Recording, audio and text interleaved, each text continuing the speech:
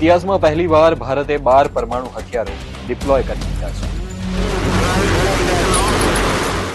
આખરે શું થવાનું છે? એટલું જ નહીં, છેલ્લા 3 વર્ષથી ભારત પરમાણુ હથિયારોનો જથ્થો પણ વધારી રહ્યું છે. આનું કારણ શું છે? ચાલો દરેક મહત્વના સવાલોના જવાબ જાણીએ આજના એક્સપ્લેનરમાં. નમસ્કાર, હું કૃષાલ.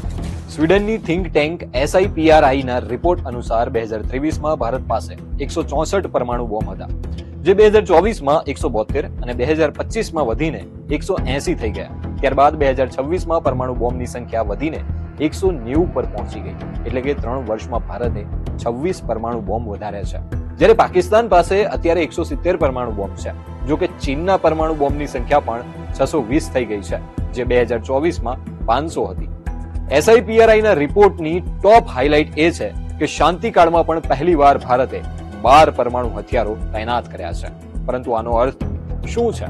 પરમાણુ બોમ્બ એકલો કામ નથી કરતો. તેને દુશ્મનના ઠેકાણા સુધી પહોંચાડવા માટે મિસાઇલની જરૂર પડે છે. આ મિસાઇલ 3 જગ્યાએથી દાગી શકાય છે: જમીન પરથી, મોબાઈલ લોન્ચર્સ અને બેલિસ્ટિક મિસાઇલોની મદદથી, આકાશમાંથી ફાઇટર જેટ્સ દ્વારા, સમુદ્રમાંથી યુદ્ધ જહાજો અને સબમરીન દ્વારા. હવે અહીં 2 રીત છે. ડીમેટેડ એટલે કે બોમ્બ અને મિસાઇલને અલગ અલગ રાખવા, ખતરો હોવા પર પરસ્પર જોડીને ફાયર કરી દેવા. મેટેડ, બોમ્બ પહેલેથી જ મિસાઇલમાં ફિટ રાખવા, જેથી ઇમરજન્સીમાં સીધા ફાયર કરી શકાય. અત્યાર સુધી ભારતે ડીમેટેડ મોડેલ અપનાવ્યું, પરંતુ SIPRI ના રિપોર્ટ જણાવે છે કે પહેલીવાર ભારતે 190 માંથી 12 પરમાણુ બોમ્બ ડિપ્લોય એટલે કે મિસાઇલો પર તૈનાત કરી રાખ્યા છે. પરંતુ અચાનક ભારતે 12 પરમાણુ બોમ્બ કેમ તૈનાત કર્યા છે? આના 3 કારણો હોઈ શકે છે.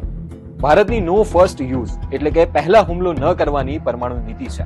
જ્યારે પાકિસ્તાન અવારનવાર પરમાણુ હુમલાની ધમકી આપે છે. તેની પાસે NSAR જેવી